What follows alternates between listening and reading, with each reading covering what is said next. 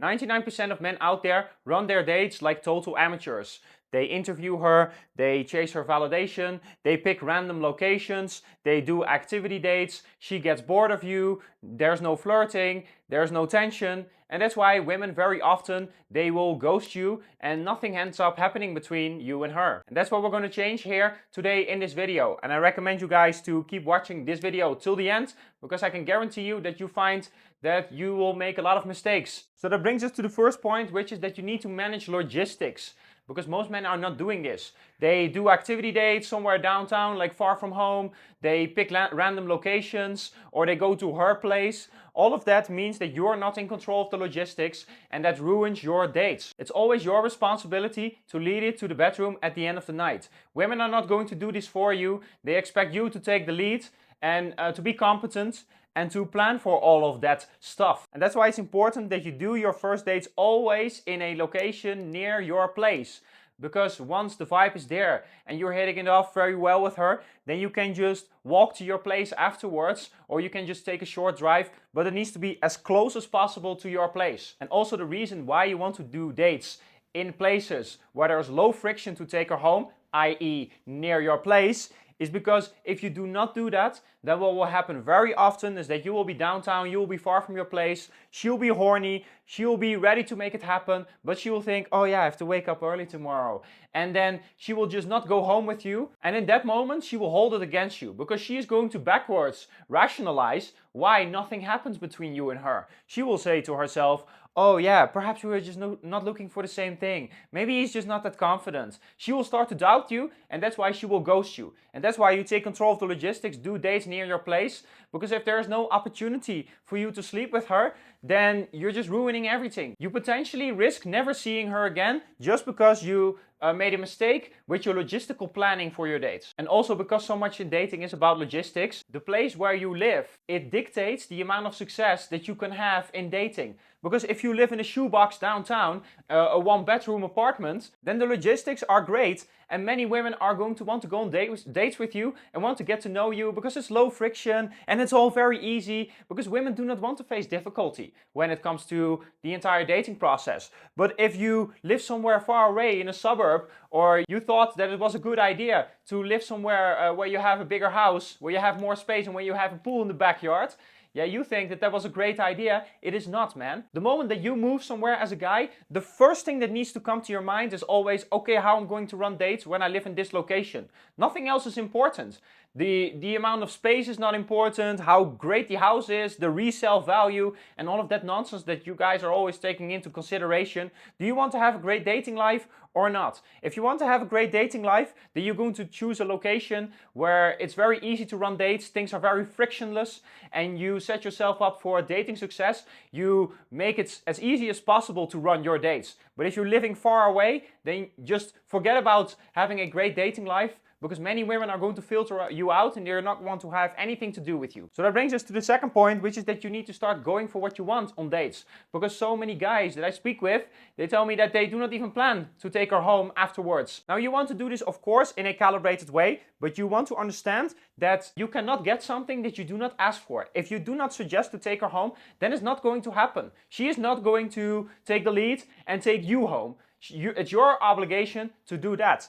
And that's why you always want to do this in a calibrated way. And how do you do that? You do not say to her, let's go to my place. Yeah, that will trigger her anti-slut defense. She's going to think, oh, that basically means I will have to sleep with him now. No, you do not want to do that. You want to say to her, let's check out this great view that I have in my balcony. I want you to meet my dog. I want you to show you this painting. I want you to listen to this music. Come up with whatever excuse. You do not want to make it sound like she is obliged to sleep with you. But the moment that you say to her, let's go to my place, she hears, let's fuck. And when you ask her, let's fuck, that ruins her attraction. Because for women, they want to be in this romantic story and where things just happened. Oh, you know, oopsie, it was an accident. You know, as if you didn't plan for it. Well, that's the way that you should play it as well. And it's also important for you to understand that even if the vibe is not perfect, that you still ask her to come to your place. Because you cannot get something that you do not ask for. If you do not suggest it, then she will see you as clueless and she will ghost you.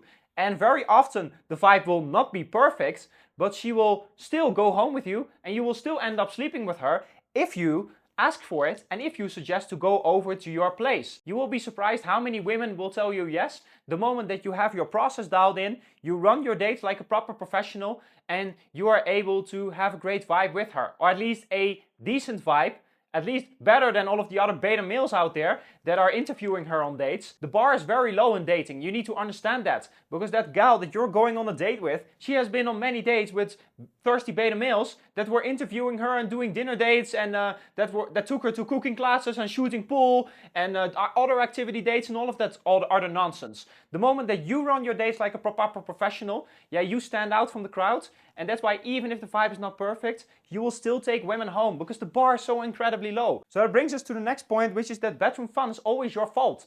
Because most men, they seem to think, well, it will just happen. And that is just straight amateurism. You need to risk getting rejected, you need to plan to take her home, because she's not going to do it for you. Also, what will happen very often, the moment that you're an amateur with your logistics and you do a date near her place or downtown or whatever, or you plan to go to her place afterwards, yeah, for bedroom fun, yeah, you hope that she will invite you over. She will just say, oh, you know, I have a roommate. Or she will just say, well, we have a no guy policy, or some other nonsense like that. And then everything is ruined. And whose fault is that? It's yours, because you should take control of the logistics, do dates near your place. You need to realize that bedroom fun is always your fault. You take away all of the things that are unpredictable on a date, and you make sure that you plan to take her home and you plan to end in the bedroom with her, because she is never going to do it for you. So that brings us to the next point, which is that you need to pick up on green lights to make bedroom fun happen very early in your date.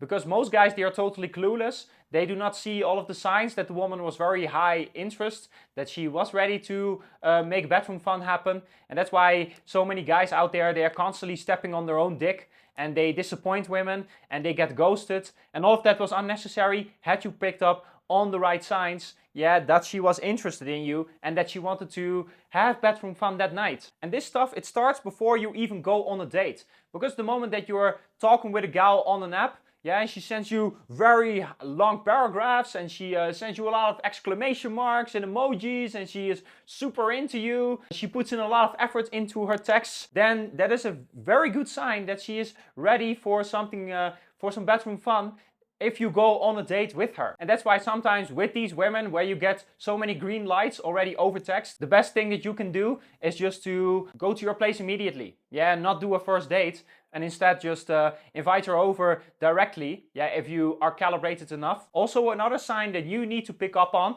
as a guy when you go on a date with a gal is that when you see her and you see that she dresses provocatively, yeah, with these high heels, and she reveals a lot of skin, yeah, and all of that stuff, then you know what the deal is going to be that night. She didn't dress like that because she just wanted to have coffee with you or just have a nice conversation. Yes, she's dressing like that because she plans to have bedroom fun with you that night. You need to pick up on that, because if a woman is not going to plan to have bedroom fun with you that night, then she is not going out of the door dressing so incredibly provocatively. But so many guys, they're just not able to pick up on that, and they just think, well, that's how she dresses always. No, of course not. She dressed like that for you, and it's a clear sign that she is ready for that bedroom fun if you do not make too many mistakes on your dates, and if you run your dates like a proper professional. Also, another sign that a woman is very interested in you is when she starts asking for the logistics. Yeah, that she asks, oh, you know, where you're at, and where do you stay, and or where do you live, or